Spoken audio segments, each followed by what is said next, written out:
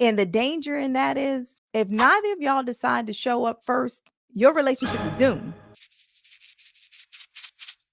So I saw this video from a therapist, and she was talking about cheating. And I felt like the video, she was really saying that it's more so the woman's fault, even though I don't think she was intentionally saying that, but it came across that way.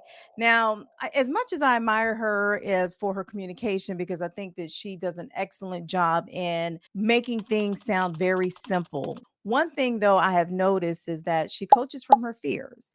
I do not coach from my fears. I coach women and men from an empowered position. If a relationship goes south, I don't think it's all one person's fault. I definitely don't think it's all one sex fault, right? It's not all men are trash, all women are. No, I don't think that at all. I'm a mother to three sons. I have two grandsons. Okay, I'm the last one that's going to sit here and bash men. I love men. Either way, I believe that men and women, we both need to come to the realization that we're both equally responsible for the demise of any relationship. Whose fault is it when a partner cheats? Like, is it somebody's fault or not? So, do I think that you can go out here and make your partner cheat? You're in a relationship or a marriage, and do I think it's your fault ever if your partner cheats on you? Absolutely not. I do not believe that one bit. Your partner's a whole human. Unless you were controlling the puppet strings to your partner, how can you make somebody do anything? Like God said, whether you're a believer or not, everybody has free will. If a whole grown man or a grown woman, because women cheat too, okay? So it's not just men out here cheating, women cheat too. So, how can a grown adult be controlled by somebody else? Do I fault my ex-husband as the sole blame of cheating and the demise of the relationship? No, I fully accept responsibility and I'm highly accountable for anything that I may have done that wasn't in the best light to have a healthy relationship. I think both parties absolutely need to look in the mirror and be accountable. When I was watching her video, when she's talking about women who have had babies and maybe be neglecting their husband and he's not getting the fulfilling needs that he may need, in order for him to not go in the street and get those needs met by somebody else. And I'm like, I mean, damn, can her coochie heal? I mean, she was carrying a whole human. Can she allow her coochie to breathe, to get rejuvenated? Can her pelvic floor strengthen up again before we start focusing on his needs? Let's go over a few things that I want to cover, to keep the intimacy in the relationship just between you and your partner. First things first. You must absolutely communicate your needs. The fact is, your partner is not going to meet 100% of your needs.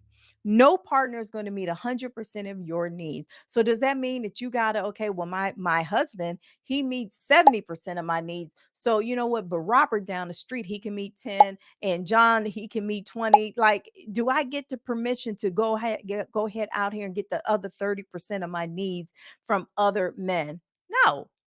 No, if I'm in a marriage, if I'm in a committed relationship, no, I'm going to stick with my man that's meeting 70% of my needs. It is absolutely up to me to prioritize my needs. What are my most important needs? And if he is not meeting my most important needs, I need to communicate that to him ASAP. And if he is unable to meet those needs, then I need to make a decision for myself in my relationship. That doesn't mean I get a hall pass to go out here and say, well, dang. Well, I see he's trying to meet my needs, but I see that he's not meeting them all the way.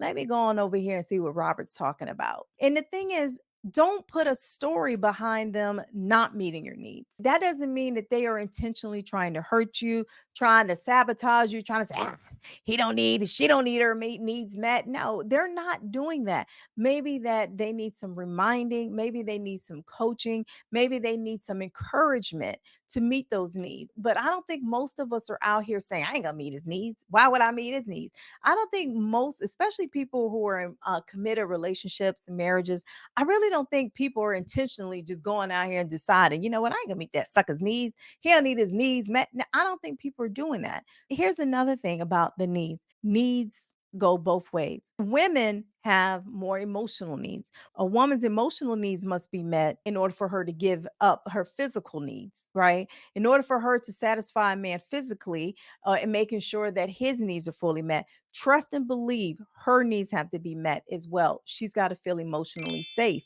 She has to feel like I can depend on my partner. I can come to my partner about any and everything. Then I promise you, if she's feeling safe, she has no problem meeting your physical needs. But it's cyclical, right? He has to feel physically satisfied. He has to feel physically safe, nourished, and all of that. And then he can also then turn around and meet your needs. We oftentimes wait for the other person to show up before we show up. And the danger in that is if neither of y'all decide to show up first, your relationship is doomed. Somebody's going to have to swallow their pill and say, you know what? I'm going to just go ahead and meet my partner's needs. I'm going to give it my all. Despite the fact that they might not be meeting my needs, I'm going to meet their needs. Right. I thoroughly believe in the law of attraction. I do believe if you are in a giving mode, you will receive. But if you are always just in a selfish, I'm about me mode, you're not going to ever be in a position to receive, to give or receive, because you're all about self. So if you are having the discussion with your partner, you guys are figuring out each other's needs, give them the space to fulfill your need. If you're always hovering over them and chastising them or getting an attitude because they didn't meet your need that one time and that two time or whatever, you're creating an environment of hostility. Okay. Your needs will not be met because you're creating a hostile environment. You want to create a safe environment. That goes for women to men, men to women, masculine to feminine, or whatever. You want to create the environment to be like, hey, I'm here for you because I love you. I don't love you just because you're meeting this one need. No, I love you, the person, and I'm here writing it out with you. Creating that type of environment is going to allow your partner to really show up and show out for you. But if we're coming to the table with attitudes, disappointment, look of disgust, you're creating an environment that's not going to be conducive to any of your needs being met.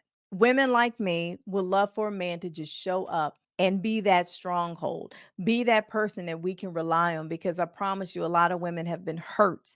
We have been disappointed. Okay. We have been in positions where we probably shouldn't be. We don't want to be out here doing it all. Being able to come in and just allow us to just be so that we can show up to be more feminine, so that we can show up in our sexy lingerie and we can show up and be much more physical, right? Because we're feeling safe, we're feeling protected, we're feeling loved. Women have those emotional needs just as men, as you have physical needs. We want to meet your physical needs. With any relationship, you have to invest into the relationship in order for it to work. Nobody is going to meet 100% of your needs. I'm sorry, nobody is.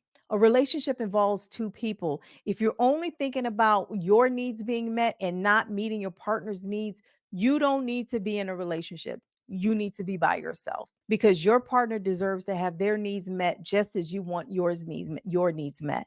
That's why relationships either going to be one or two things. You're either going to have a selfish relationship or you're going to have an unselfish relationship. You need to choose which one you're going to have. A selfish one is I'm only thinking about my needs matter. And because I'm not getting my needs met, I show up with an attitude. I'm always bitching. I'm always complaining. I'm always fighting. I'm just disgusted with the fact that she's not meeting my needs, ignoring the fact that she has needs as well, or vice versa. Put the focus into the commitment of either marriage or the commitment of your union, the commitment of your relationship. Put the focus into that. How can I help my partner have a better day today?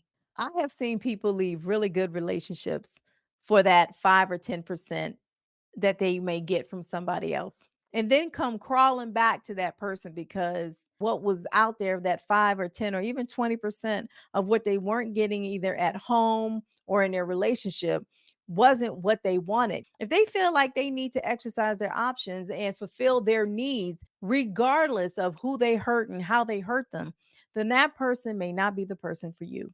Before any of y'all decide to step out onto your partner, I really encourage you to think, is it worth it? Is it worth it? In order for my partner to show up as the loving person that I want him or her to be, I'm going to show up and be that loving person. You have the choice to do that. Please exercise that choice. If this is the first time to my channel, y'all welcome. I am V Mindful. I'm a relationship coach and a published author. Here we talk about everything related to relationships. If you are interested in a free guide, a free communications guide that's going to help improve your relationships, y'all look in the description below, click on the link, and y'all, the free guide will be sent right to you. And it's a long guide. I mean, it's like 35 pages, but it will absolutely help you communicate better in your relationship because I'm telling you now, lack of communication, terrible communication is the number one reason why relationships fail. And we're here to help bridge the gap. But I want us all to have healthy, long lasting, fun relationships so we can get out here and catch flights and feelings.